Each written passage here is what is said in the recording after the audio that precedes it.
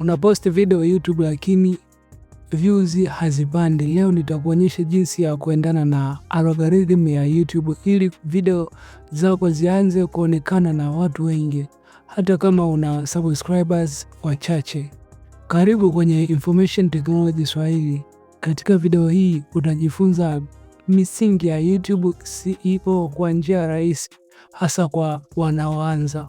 Algorithm ya YouTube ni mfumo unaoamua ni video ipi ionekane kwa nini na ionekane lini. Hiki kitu nishakuelekeza kwenye video ambayo imeshapita. YouTube haipendi video kwa sababu ya mmiliki wake, inapenda video kwa sababu ya watumiaji. Kitu cha kwanza YouTube huangalia ni video title, yani kichwa cha video. Title lazima iwe na neno watu wanaotafuta, iwe wazi na isiwe ndefu sana. Mfano mzuri wa title: jinsi ya kupata views haraka YouTube CEO. Unaweza kuweka koma for YouTube CEO. Usiandike title kwa hisia, andika kwa utafutaji. Description inamwambia YouTube video yako inahusu nini.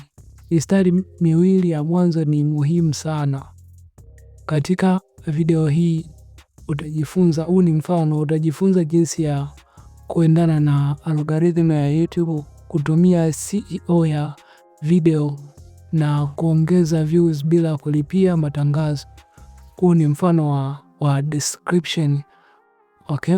YouTube inapenda video zinazotazamwa kwa muda mrefu. Anza video kwa jambo la kuvutia, usiongee mambo yasiyo muhimu.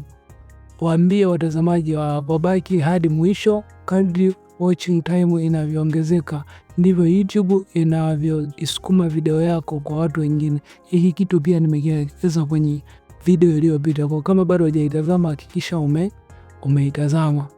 Kitu cha 4 ni mshikamano au ushirikiano, naweza nikasema hivyo.